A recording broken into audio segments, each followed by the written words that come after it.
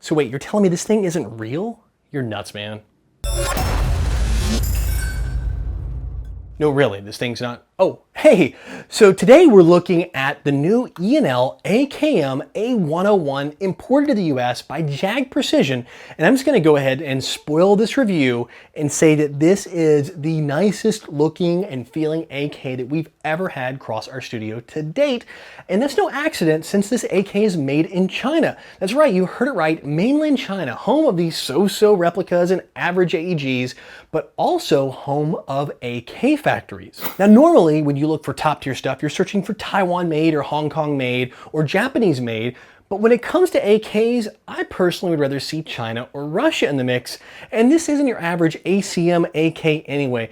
This thing looks and feels like it came off an actual AK assembly line, and some might even say it does. From the beautiful hand-carved laminated wood to this stamped steel and riveted receiver, all the way to the heavy steel barrel out here, this replica checks off just about every box in our book for a top-tier airsoft gun. And I played with real sword AKs, LCT AKs, and this one definitely inches it out, in my opinion, for the 2014 crown of best looking and feeling AK out there. This thing is built like a freight train. And they even have a couple really cool touches inside of the box. They give you a real AK cleaning kit and an oil canister, just like what you get with the real issued AKs. And in fact, the cleaning kit actually fits here in this spot in the stock.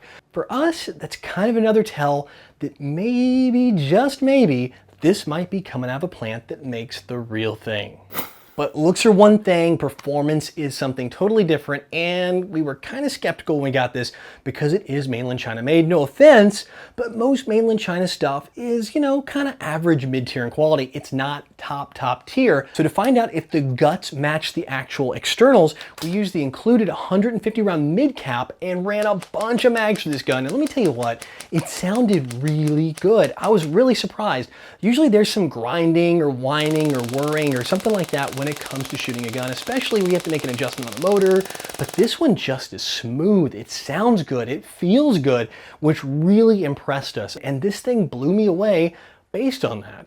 So without even cracking the mech box open, I could tell this is a pretty darn good replica. So we put it on the chrono to see what numbers would pop up. We saw a really nice about 370 FPS with a 0.2 gram BB out of the box. And rate of fire was really good, especially considering the power at about 20 rounds a second. So overall, this performed very well in the chrono test and is definitely a good to go skirmish and outdoor AK. So bottom line, for all of us that thought made in mainland China meant compromises when it came to airsoft replicas, it's time for us to reset our expectations. The E&L AK is an impressive replica, to say the least, and ranging from about $299 to $389 as shown here. The only downside is you're gonna have to pay for this level of quality, but as the saying goes, you do get what you pay for. So if you're interested, you can get the AK-101 or any of the other 10 variants of the AKs from E&L at your favorite local or online authorized Jag Precision retailer. So guys, what do you think of this? I mean, this, in my opinion, has stepped up the replica game. It's a great gun. Yeah, it's kind of pricey. You're looking at the very high end, pretty much, of a high-end gun, and probably one of the most expensive AK replicas out there when it comes to a standard AEG build. But I gotta say, I mean, just from the wood alone, this thing is super nice, and in my opinion, it's worth saving up those extra bucks to pick up. But I wanna know what you guys think. Let me know in the comment section down there. And also, are you AK fans at all? I mean, I know we do a lot of M4 reviews here on the channel, but there is just something kind of cool about a wood AK. So do you guys like AKs? Do you like wood, the old purist style here?